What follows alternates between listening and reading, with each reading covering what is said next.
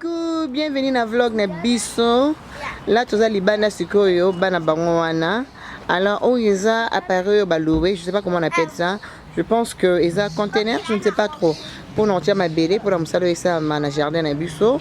Dans ma banane déjà moussa là, voilà. Non, là c'est un peu progrès, il y a jardin de Bisso. Papier juste à côté. On est sur la voiture, né. Daddy, are you going to say hello? Nyoso nyolo. Ouais, bande kona mambo tebele, kolo na biso aza mala mingi. Na on peut se venir mambo tebele, belé. Donc voilà, weekend, bon ça na palela ndenge zalaka. On se la motuka. Semaine est banda très bientôt. Motos à la près quoi. Exactement. Zamba mala mingi, donc voilà maman et même. Ah, ok, là c'est bon, on a un tour, bah mon année moussala et salima, et puis je te reviens. Il y a un peu de sambote na maman nanga Eliane Nitu. Maman Eliane Nitu vraiment semaine nanga pendant que tout le salanga et c'est monté mon nanga zo ponzo. Coucou maman Eliane, bisous à toi maman Eliane. Yeah. On est ensemble. Donc Moussala eza a ebele na jardin où ils a les bosso ya ndaku matiti yo il faut que tu semaine prochaine non là c'est bien juste pour nous vous une idée donc il y a tellement de travail à faire comme monsieur tout ça là monsieur ils a battu au bossa moussala bossa là parce que blo on peut le faire nous-mêmes donc les petits ba pelouse oignon ce photo longola ngala papi na junior na entrée ici tout ça dans biso moko alors on est bon ça quand mabanga yango yo yango ne ba osala na jardin na biso ba osala biso quoi moi pavement moko kitoko bien design et tout ça là alors ba livrer qui ba matériel hier donc matériel yango yo ils ont livré hier pour nous ba na musala na jardin mais le dimanche je pense que ba je pose ils vont revenir demain. Oh, I think that is the thing that they bought, right? That wood? I think so, that was the one. Oh yeah, remember because Balongo li porto yo pour un accès au quota. Non même non na jardin. Oh OK. Jardin yango yo. Donc en fait idée ça awa bakotia mabanga na bomoni wana to la sabino pour pas ça vraiment forme kitoko. Koto de to na période na biso et puis to zala na nini comme na le dans la vidéo mon sala pour na bato bala nanga depuis longtemps.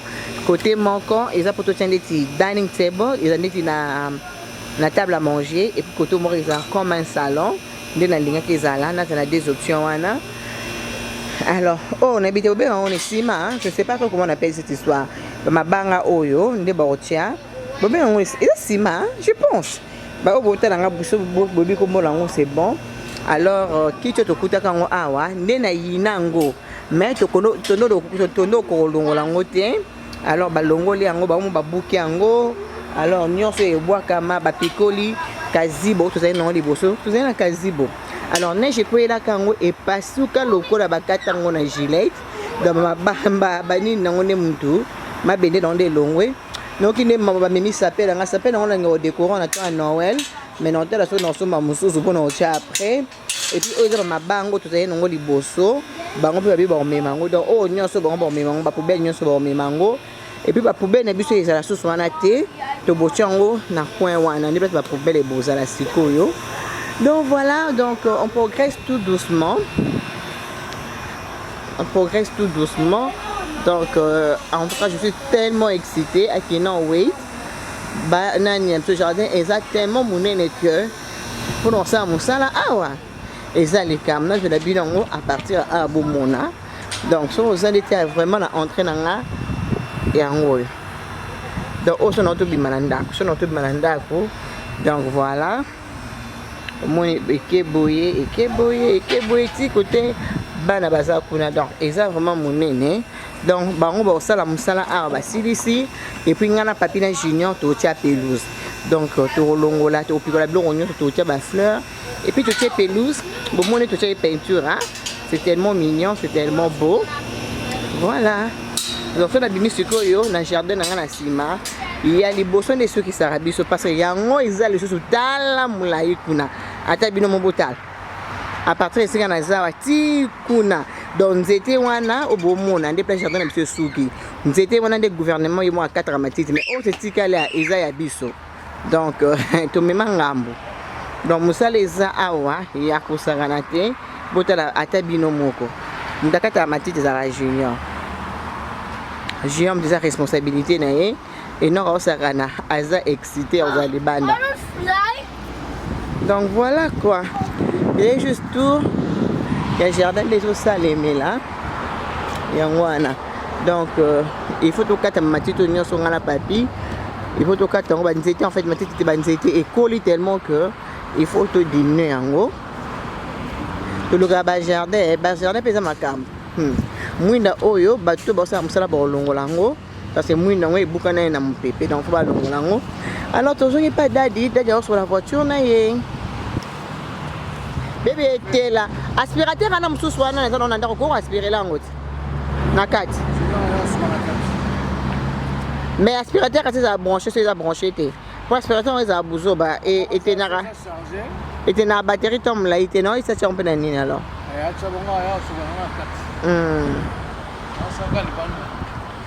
osaka libanda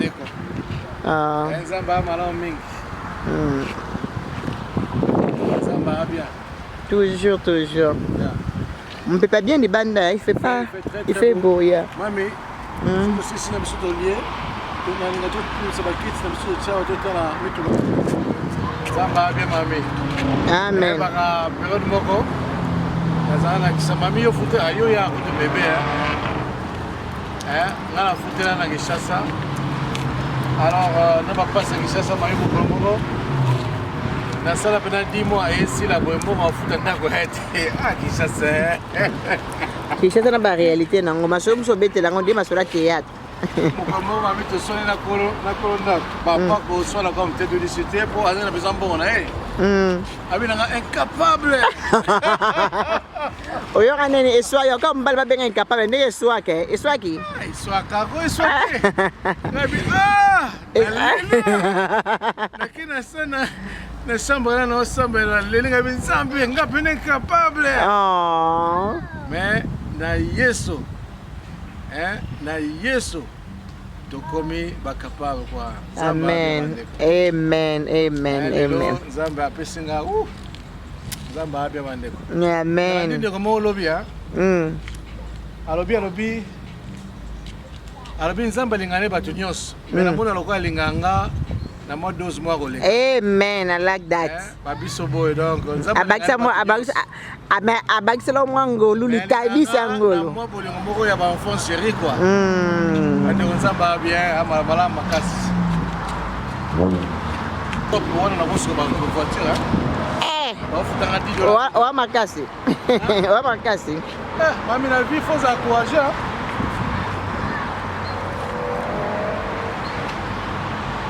encourager la vie maman. Ah oui, tu as raison. So yo kangami na nzambe oke musika. Amen.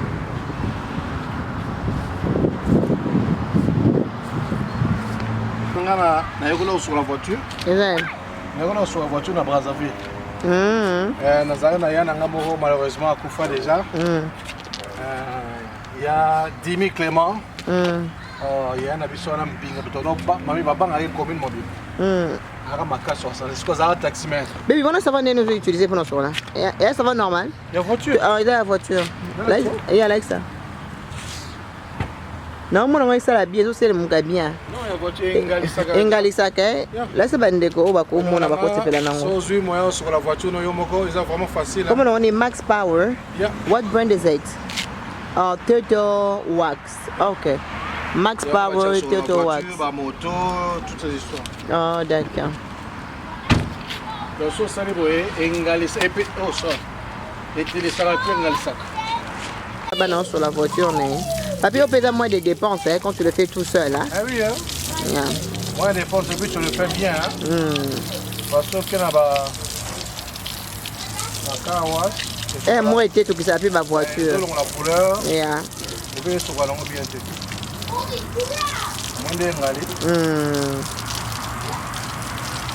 Après, bébé, au pangusa, tu es à la cage, il y a un monco et kauka. Ah, au pangusa, oh, ok. On va servir ta propre. sec et puis on va dans son moment.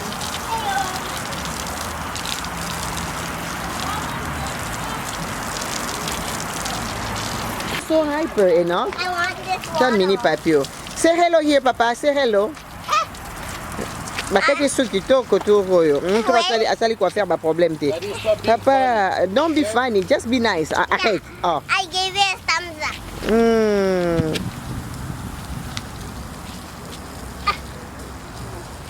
Actually, what? Eh. Obi Bible, les banzam na Bible. Ba verset biblique faut pas les masapo. Vous comprenez? Il y a biso va ba nzambe, il faut tout vivre au le banzambe lobi. Le banzambe lobi et si kama pona bino konyata na sai nini? Il vous sera donné. Il vous sera donné que pesa melayo. Looks nice. It's shining. Oyo manga mo pamba ba la facture papa papi. Na maison papa nga ipovara. Amen. Na maison ma ipovara sur la même voiture quand même. Na sur la onde. Au moins mani mo ina delia. Yeah. C'est pas bien hein, j'aime bien. Bébé, c'est comment parle ça? Ya na mo pense maman. Au moins na sur la voiture, na ebo sur la voiture. Yeah, buta ndenge ngari atabino moko. Ya na ngana braza. Ah ya Clément Dimi, to mona benga James. Il y a James je pense. Azara sera na sur la voiture boye à footing là. Et ça là toujours bien ma motivation. Na zara na mo argent de poche. Sera on va bien na papi. On va mettre cailloute. Ya moko bien donc va kufa kaka na buzoba bando na biso basi ba nièce. Okono linga mbala ba voyou. Et solo betanga li solo na tin. Ba eko be ko ebisa iloko azaki muto makasi ba ebisa na nièce soko na bazo beta na ba. Na ba mbala moko ba voyou quoi. Copain na mais ba copain moko ya pa pa. Ya choma ya boye masa se beta na ba akufi. Eh! Ya. Mama nanga yo ka pe bad time. Wrong timing. Wow. Ake ko intervenir pour la nièce. Allez, il veut que joie. Atiki moi sina na mwana moko. C'est pas possible. Ya bota na mwana moko. Moi ça va bota sur 5 minutes. Moi na combien non je pense. Ya ba ndo ka basi bota la mi ba nini ya obero. On est là-bas, ngam na filmer, ngam na backstage. Ya vani wana au sa voiture de pas kalinga. Yo que nesse pas petit na kota na ke la meka. Ba mi fana na to solo ko tira sa. Comment mon balio. Moi sina nga faut batela ngai hein. Au moins présence noa ba petit chéri ba le kebele. So yo zate bien te maman. Yi, bane logo. Attention na ket bane logo salatin. Okoka. Ba ko ngati dela kanga masolo.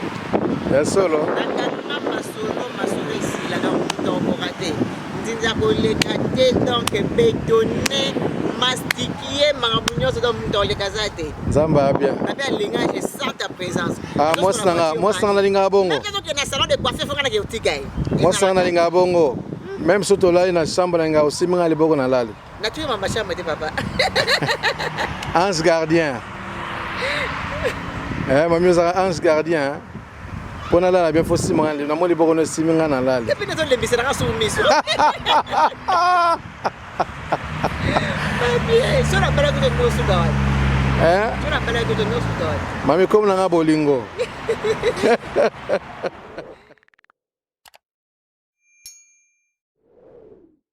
Là, tu s'est retrouvé sur la cuisine à Bisso. Moi, c'est dans la sabatouche na yango. Donc moi ça là, moi ça côté à peine à cuisine pour habiller non ma c'est vrai ça les ma rango. Tout ça la tilapia na Bisso mais tilapia na Bisso non ça dans mot différent. Non voit que lango sauce il y a aubergine. N'est-ce non ceux qui vont mettre tilapia wana na sauce il y a aubergine. Vous allez beaucoup aimer. Je sais que bah tilapia. T'as mamie t'es là-bas revue on a bah chinois. Tilapia ça m'a bé. Ah maman, nyonso na mboko ezaka mabe. Mais tout est sanctifié par le sang de Jésus. Na l'air na tilapia, nous amener mo bateli par excellence. nzambe soka bateli te or batela akosala mosala ya punda donc le tosala tilapia comme ngana pabi toninga na biso dongo dongo tosala dongo dongo pembeni dès la semaine plusieurs fois je pense comment on sala dongo dongo donc je pense pas que on sala vraiment dans la semaine étape sur la dongo dongo mais tilapia na biso quand même dans la semaine on sala aubergine pour on sopa likolo ya tilapia na biso sauce wana ezaka sebele moko il y a kosala na te alors to banda Bye.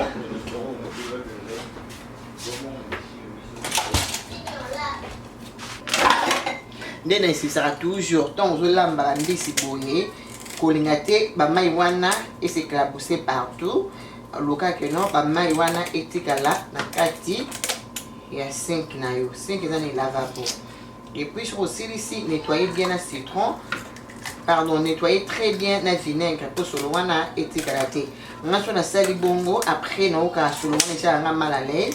Donc du coup nakoka te il faut na bouillir café ou soit nasale la comment on appelle ça encore nasale la vinaigre na ngande na lodi na mai danga na nettoyer pour solo etikala te nakoka sur la poisson te après kolia ezaka elenge batu badobaka mais solo nango nde ezaka matata après donc il a bien absolument dans le bas toujours pour chose dans la kati oyo pour chose kata ngo mama parce que oyo na sekuna ezali lo mo eza malamu te. So de qui n'a pas montolia tilapia n'engo kize. Je vous dis. Mais 8% ils a parce que poche wana à tobola qui a ngoté. Ba tu ba yeba poche na qui na prochain poisson on la servir nos poche na bien. Donc so ça la tilapia pour tobola ka poche na te jour tobola poche na maman ngaye. Makam ni na bana ko lenza menanga na tira ko tobola nini poche tilapia te Pochana, il faut que tu bolango parce que nous sommes baillés baraté. Déjà, il y a plusieurs places, balambi tilapia, ou meki karabuna bi aïe, bah tu voulais que pocheter. Donc, à papo anini, zé. Y en a n'ingaka vraiment té. Ok, donc on continue na poisson à biso. Et puis il y a un week-end pour les poissons mingo. Bien tout ça, il y a des missionnités, tout là quand on kaka na nini na pour ça. Mais chez nous, vraiment, on aime beaucoup le poisson. Nous avons l'habitude vraiment battu à l'unité. Il y a missionité, mais tu as vraiment la pose ça. Peut-être qu'il y a un sauce. Il y a un sauce. Tu as de temps en temps, pour les autres qui ont dit, les gens ont dit, le bin, on peut répéter. Donc, sauce, poisson, des blancs, on a besoin vraiment au tolingaka. Et puis, moi, je n'ai pas de pingou. Tolingaka pingou. Tolingaka pingou. Et ça va toujours bien. Donc là, on continue.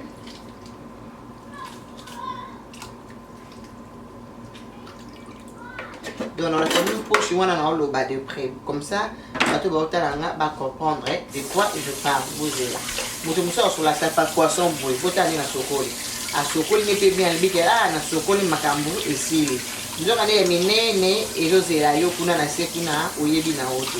Peut-être parce que non, on a été sur la poisson bien, mais l'eau quand même, on a partagé un binon.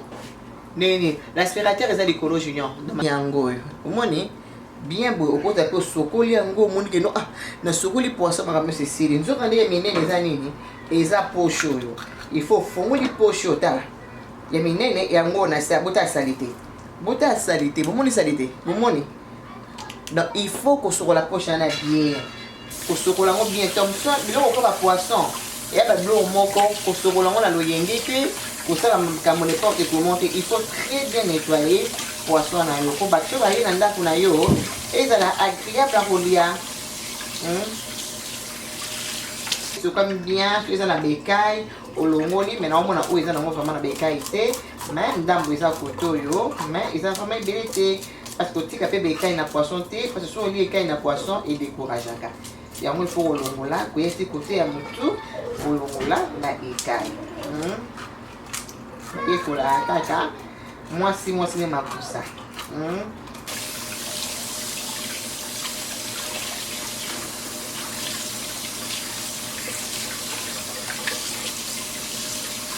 Là, bien propre. Et après ça, les bénés, et j'ai ma bien à ce rôle-là, mon accord roulé en côté.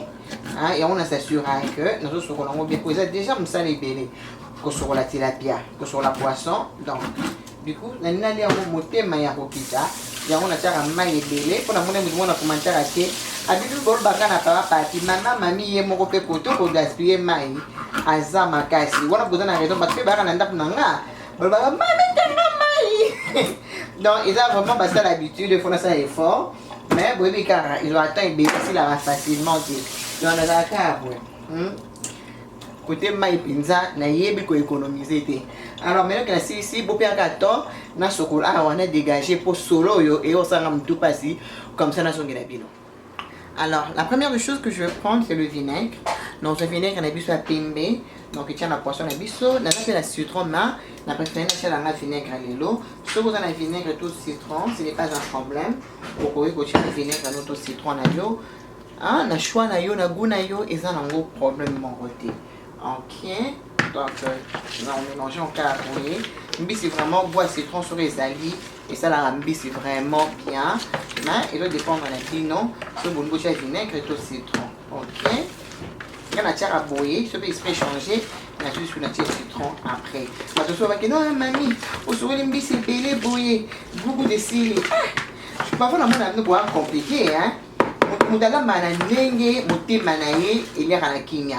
Ils ont cola yo linga zeite yo mo ibi no lona zeite on a poisson na yo hein ce que pourquoi on doit diriger moninga msunde nini a Hollande ngana ona c'est noka ndenga na sala ka supposé intéressé besoin non mais mutu mutana ndé na sala laka ya ngwana faut na respect na choix ya mutu na mutu ndenga sala la yo loba toujours vous êtes obligé à retirer des pistes na zo tiaté mais boza quand même il y a idée comment na zo lamba ce que moi ngana che munge belé yo nga munge belé te ko cha munge belé te au moins ngana che cube maché belé yo nga cube maché belé te ko chaté donc ça là na choix na yo comme tu veux ngana zo peso ka base ndenga nga mami na sala kango ce que ça intéressé ya ndena zo sala lango o meki so moni ka mami ko ta lekisa ki mungo mami ko ta lekisa ki bo o tie na mesure na yo. Hein? J'espère que tout se comprendre bien. Alors, on a épices dans la poudre. On a jambon dans la donc, on tient la quantité comme tu veux. Pour les biloko il faut à l'aise. Et puis, on tient muscade on tient la quantité moukier, on muscade, mingi vraiment la biloko. Pour la goût, on ça la bizarre, mais la ça là toujours moins. Et puis on tient white pepper nanga ou les poivrons et pembe n'importe quel besoin on a ndaku bokoki kotia. Ok, Moutouma comme elle mamie ce n'est pas propre et on a bien ingrédients dans l'emballage boy raison pour laquelle on a l'emballage boy parce que na ligne ko somba babilo ko ce côté parce que na bien en cuisine na c'est quand ligne vraiment ko zali na té alors bilo on nyonso na ngana somba pour na organisation cuisine non on est là jusqu'à ce que cuisine na c'est comme ça nous voyez bandenge ni choix ni non ça là il y a organisation et épices nanga déjà na yebi ke fona ça lango mais non c'est la kaka cuisine nanga ça les mains na livre bon ça va dépenser belé ce côté parce que boye bino moko pour ça la cuisine té et ça budget donc tant non ça la cuisine tout ça là organisation il y a des épices mais pour le moment na préféré na tikango na emballage.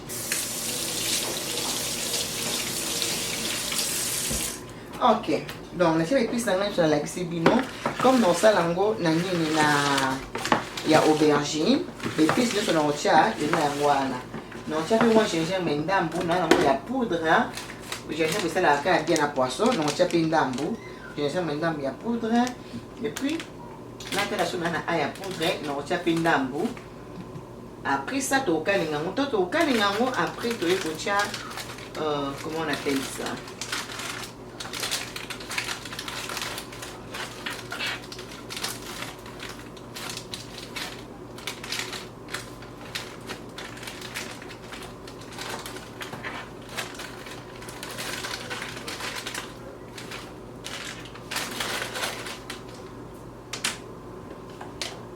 Ok, je pense que pour les épices de suki awa, donc au mekara mungwa, côté baka sur mungwa, et ça il y a kufuka, comme tu au kalingango, et puis d'ailleurs ça sauce aubergine déjà, et vous avez déjà bien assaisonné, et on a mis pour bakisa, et puis c'est bien limité.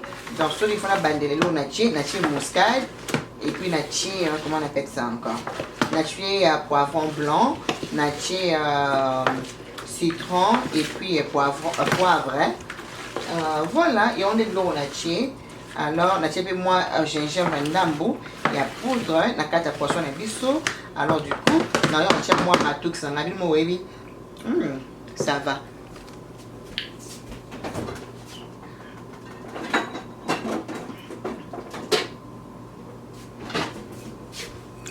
Donc matuk sango yo épice secret nanga pilipili yo na oso na sala ya kotumba ya kokalinga na zani sango te à part ka sono sa biloko sauce. Donc on chanda mwanga ikoni sala ngo seben moko boza na idée. Alors on a sali bon suko na mélanger brouiller.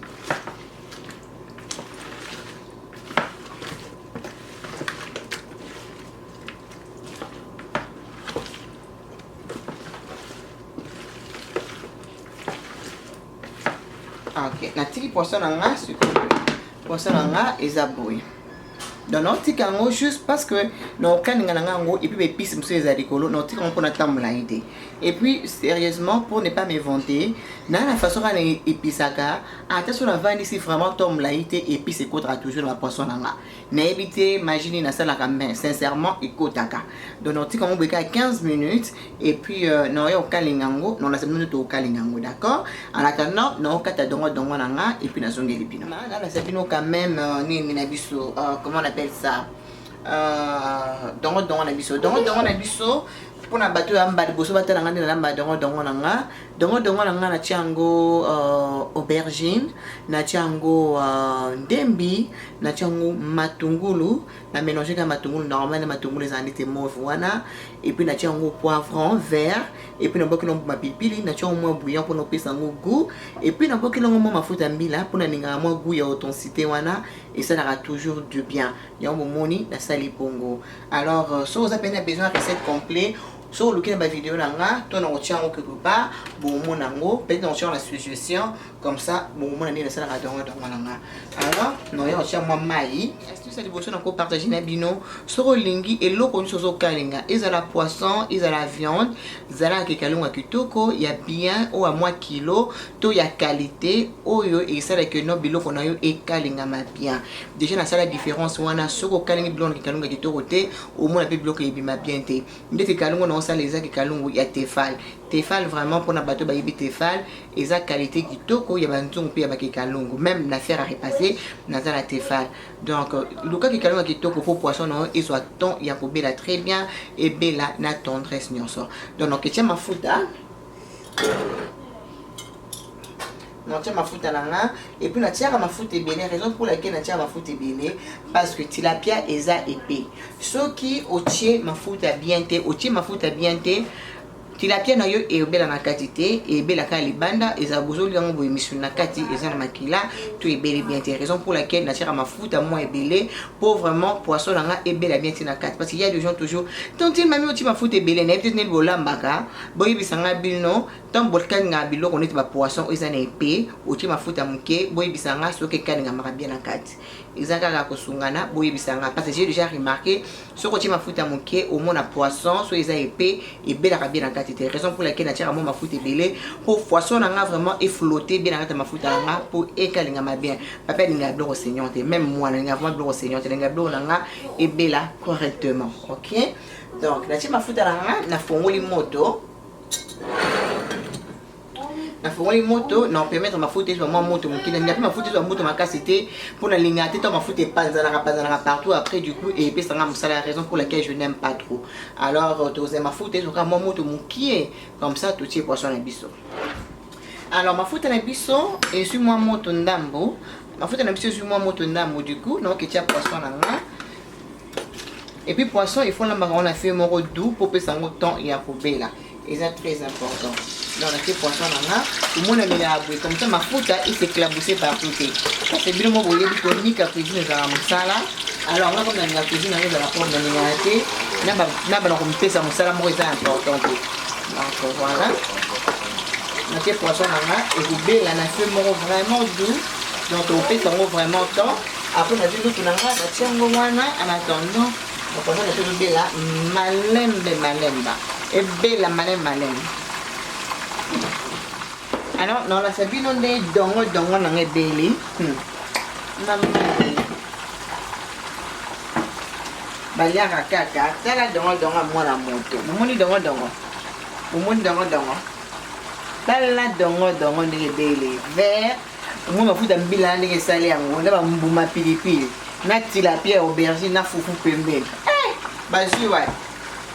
Donc voilà, donc on met la nangote. Maximum 10 minutes donc on délai. Bon, tout à ce qu'on bis na biso, tout à la évolution. Pour mourir bis na ngazo bela malembe. Voilà. Azobela malembe pe kitoko. Voilà. Voilà, bis na biso ngo a comme déjà bien doré. Donc au lambika malembe, surtout aussi si même ma faute à wana kakande, tu consales la sauce na biso il y a aubergine. Donc c'est la midi c'est bella comme ça dans la sabino ben ingrédients ni surtout consales la midi na biso journal. Alors là du coup poisson na biso est prêt pour longolango comme ça. Il y a pocha, sauce pour faire la sauce na biso il y a aubergine.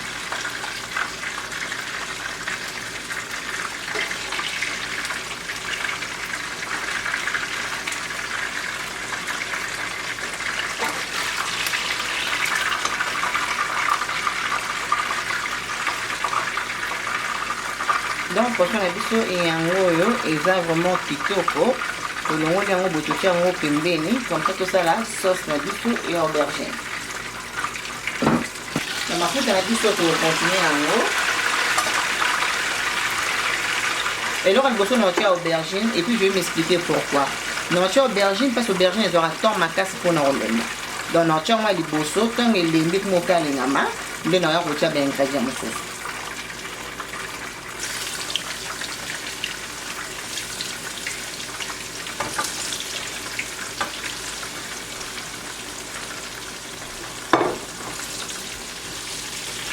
Donc on tient au bouillir, ben il y a du feu lembi après que vous bouillez, aubergine soit lembi après que vous tirez des ingrédients sauce. OK? Alors on a quatre moulinex de biso, on a aussi tomate nanga. On a tomate nanga frais, mais ils a congelé parce que na bomba tomate nanga dans le congélateur, puis bébaté. Donc on a pour mélanger en goût très bien. C'est mon maillot.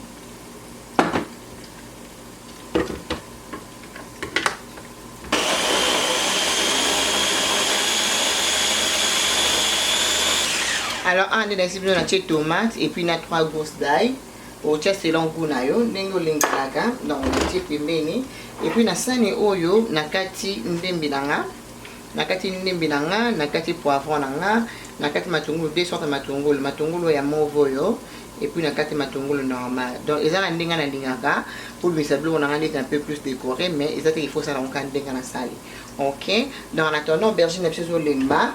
Toujours zelana nous après tu on boire des ingrédients mosusu aubergine avec mo lemba ndingana ndenge na sali la kango ngapo na ko écraser on a toujours l'autre dans la madusu boye on a ko écraser en haut et panzana mais on a sali la lutu à madusu après que lembi. OK tout dans la stratégie na yo au sein de cette stratégie na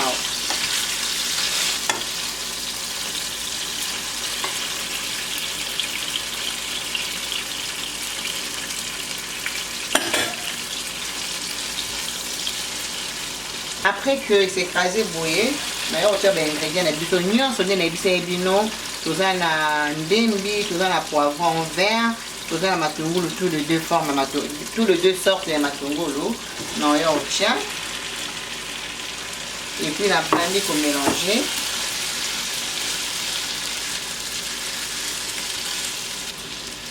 OK, on fait ça on a moins temps d'ambou. Après on a kozonga. OK.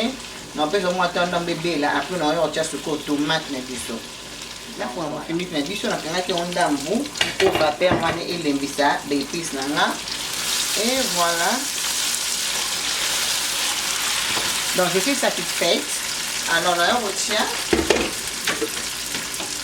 tomate na biso. En tout cas, c'est optionnel, tu n'es même pas obligé de tomate. Donc là on a tomate na biso na aïe na broyaki na iko sopa. Alors on mélange un peu bien.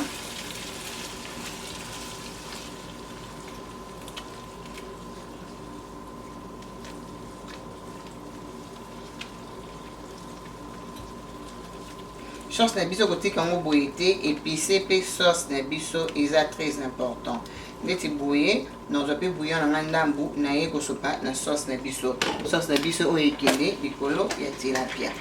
Ok, nasopa bouillon ndambu topesa yango kaka goût mpo bouille ekozala kaka bongo te, ifo ezala na goût eza bongo. Tobalola yango na otika yango sikoyo ekalingama mwa moke, apres totia mai, mais totia mai vraiment moke. Ok, totika yango na ekalingama, apres totia mai après. Sauce na biso ebeli bien, siko mpona kozala na sauce tobakisa mwa mai ndambo oyo nasalelaki mpona tomate. Totiaka ndambo kotia ebele te parce que il faut ezala neti tendance mafuta eza supu te o supu lokola supu non. Maintenant ke natie boye totika yango sikoyo ebela bien, omeki mungwa na yo, omeki biloko nyonso, so omoni ke ça va otiki, so omoni ke koki te obakisi mungwa. Donc sauce na biso aubergine yango oyo totika yango sikoyo ebela boye ata pendant 5 à 10 minutes, après tobwaki yango likolo ya poisson na biso. Voilà, yango ebeli kitoko so tokesopa yango likolo ya poisson na biso. Ok, donc sauce oyo nde makambo papi abeti yamino lisolo nango tatozala mesa. Donc sauce oyo nde secret ya poisson na biso ya lelo. So olingaka tilapia te olamba yango na façon oyo yo moko omonake non tanti mami azalaki na raison.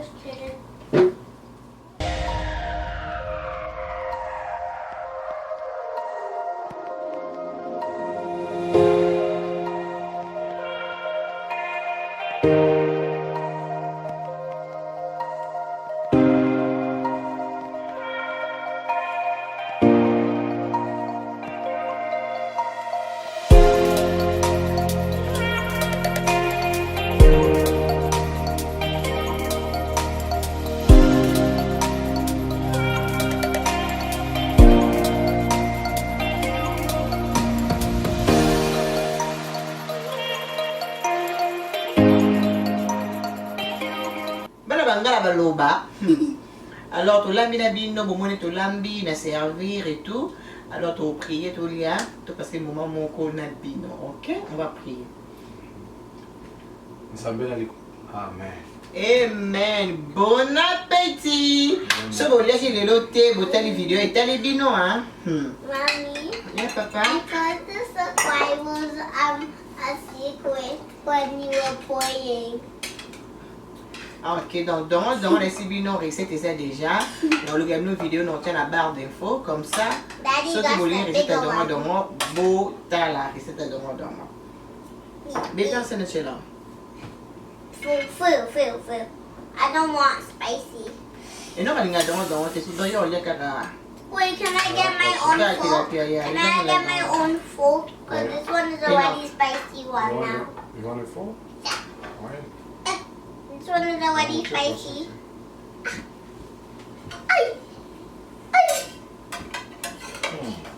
Hey, Owen. I think your plate is small pour en continuer. On a fait une petite soupe pour fufu. Oh, you're okay. How long, man? Can I have fish? Okay, little way like a bobby and on the feet. Owen!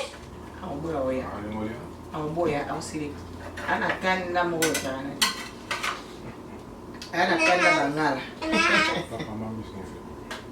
Thank you, Mommy. Thank you. You're welcome, my papa. The fish is here. Yeah. Oh, oui? You can't have food, Muki. I never answered a team. Keep it down. Enjoy your fufu, Dudu. Can I have some of... Wait, is this spicy? You want some of that? Wait, is this spicy? No. Phew. Okay, me and I Muki want this. Mm. I want this. This is what I want. You want this one? Yeah. Puis plus à moi aussi, puis plus à moi aussi. Ah. Look, liquid the bosso. Wow. Zamba. Can you do? Can you? We ba ulama. It's like a lengi morobo. Allez, eat. I didn't know this game was for bleeding too. Genius, I don't know why Genius pressing too hard in this game.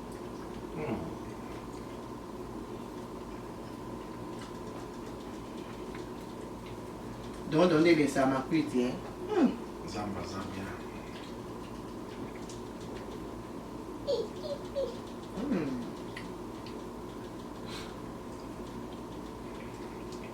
Avindé, ça va? Très bien. Mommy, look, I actually ate the veggie. You ate the veggie? Good job, Papa. Oh, you remember when I had my dick on my stomach was 40? Mhm. The doctor said eat a lot of veggies. Which is good for you, Papa. Yeah, it makes you strong. That's right. But it doesn't make you be stronger than Jesus. No.